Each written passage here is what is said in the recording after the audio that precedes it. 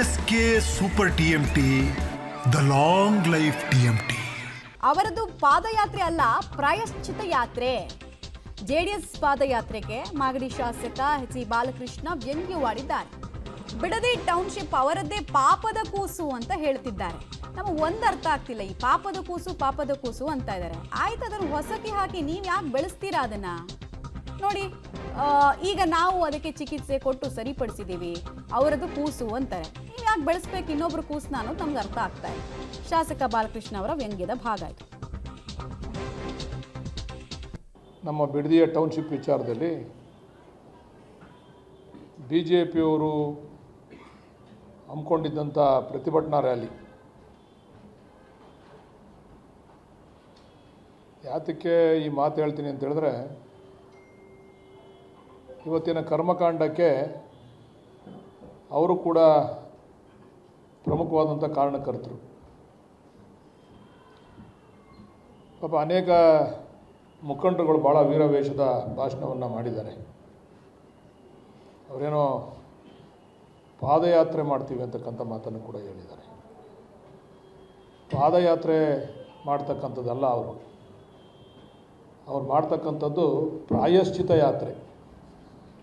ಅವರು ಮಾಡಿದಂಥ ಪಾಪಕ್ಕೆ ಪ್ರಾಯಶ್ಚಿತ ಮಾಡಲಿಕ್ಕೆ ಪ್ರಾಯಶ್ಚಿತ ಯಾತ್ರೆಯನ್ನು ಮಾಡ್ತಾಯಿದ್ದಾರೆ. ಅವರ ಪಾಪದ ಕೂಸು ಯಾವ ರೀತಿ ಇದೆ ಅಂತಕ್ಕಂಥದ್ದನ್ನು ನಾನು ವಿವರವಾಗಿ ತಿಳಿಸ್ತೀನಿ. ಸನ್ಮಾನ್ಯ ಜನತಾದಳದ ಯುವ ಘಟಕದ ಅಧ್ಯಕ್ಷರಾದಂಥ ನಿಖಿಲ್ ಕುಮಾರಸ್ವಾಮಿ ಅವರು ಒಂದು ಮಾತು ಹೇಳಿದ್ದಾರೆ. ಹೌದು, ನೀವೆಲ್ಲ ನಮ್ಮ ಪಾಪದ ಕೂಸು ಅಂತ ಹೇಳ್ತೀರಾ, ಆ ಪಾಪದ ಕೂಸನ್ನ ನೀವೇ ಕೂತ್ಕೊಂಡು ಓಡಾಡ್ತೀರಾ ಅಂತಕ್ಕಂಥ ಮಾತನ್ನು ಹೇಳಿದ್ದಾರೆ. ನಿಖಿಲ್ ಕುಮಾರಸ್ವಾಮಿ ಅವ್ರಿಗೆ ಹೇಳಲಿಕ್ಕೆ ಇಚ್ಛೆಪಡ್ತೀನಿ, ಅವರ ಪಾಪದ ಕೂಸು ಅದು ಹ್ಯಾಂಡಿಕ್ಯಾಪ್. ಅದನ್ನು ಮಾಡ್ತಕ್ಕಂಥ ಸಂದರ್ಭದಲ್ಲೇ ಕೈಕಾಲೆಲ್ಲ ತಿರುಚಿಬಿಟ್ಟವ್ರೆ ಕುಮಾರಸ್ವಾಮಿ ಅವರು. ಆ ಕೂಸು ಹಿಡಿತಕ್ಕಂಥ ಸಂದರ್ಭದಲ್ಲಿ ಅದಕ್ಕೆ ಕೈಕಾಲು ಏನೂ ಕೂಡ ಇಲ್ಲ. ಅವರ ಪಾಪದ ಕೂಸನ್ನು ನಾವು ಒತ್ಕೊಳ್ಳಿಲ್ಲ. ಮೊದಲು ಸನ್ಮಾನ್ಯ ಯಡಿಯೂರಪ್ಪನವ್ರು ಒತ್ಕೊಂಡ್ರು ಮೊದಲು ಅದನ್ನು. ಕುಮಾರಸ್ವಾಮಿಯವರ ಪಾಪದ ಕೂಸನ್ನು ಕುಮಾರಸ್ವಾಮಿಯವ್ರ ನಂತರ ಯಡಿಯೂರಪ್ಪನವ್ರು ಒತ್ಕೊಂಡ್ರು. ಯಡಿಯೂರಪ್ಪನವ್ರ ನಂತರ ಸದಾನಂದ ಗೌಡರು ಒತ್ಕೊಂಡ್ರು ಅದನ್ನು. ಅದಾದಮೇಲೆ ಜಗದೀಶ್ ಶೆಟ್ಟರು ಒತ್ಕೊಂಡ್ರು.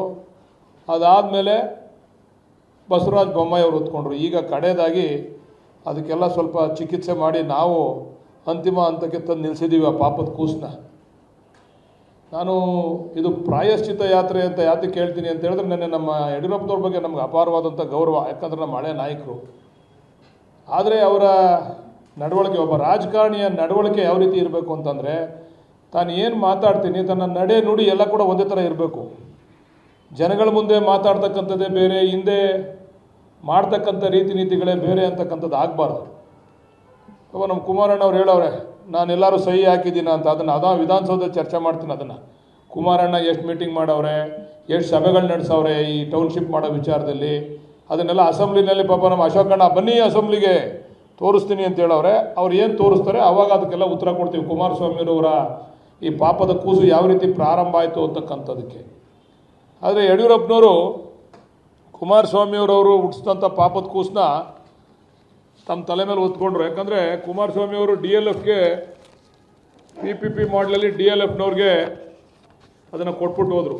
ಅಂದರೆ ಕಿಕ್ ಬ್ಯಾಕ್ ಎಷ್ಟು ತೊಗೊಂಡಿದ್ದೀವಿ ಅಂತಕ್ಕಂಥದ್ದನ್ನು ಕುಮಾರಸ್ವಾಮಿಯವರು ಹೇಳಬೇಕು. ಅದನ್ನು ಕೊಡಬೇಕಾದ್ರೆ DLFಗೆ ಜಾಗತಿಕ ಟೆಂಡರನ್ನು ಕರೆದು DLF, ಯಾಕಂದರೆ ಅವ್ರ ಮಾತಿಗೆ ಮುಂಚೆ DK ಶಿವಕುಮಾರ್ ಅವರು ಎಷ್ಟು ಕಿಕ್ ಬ್ಯಾಕ್ ತೊಗೊಂಡವ್ರೆ, ಯಾರು ಕಳಿಸ್ತವ್ರೆ, ಅದನ್ನು ಕೇಂದ್ರದವ್ರಿಗೆ ಕಳಿಸ್ತವ್ರೆ ಅಂತಕ್ಕಂಥ ಮಾತನ್ನು ಹಲವಾರು ಬಾರಿ ಹೇಳಿದ್ದಾರೆ. ಯಡಿಯೂರಪ್ಪನವ್ರು ಹೇಳವ್ರೆ, ವಿಜೇಂದ್ರ ಹೇಳವ್ರೆ, ಅಶೋಕ್ ಹೇಳವ್ರೆ, ಕುಮಾರಸ್ವಾಮಿ ಅವರು ಹೇಳವ್ರೆ.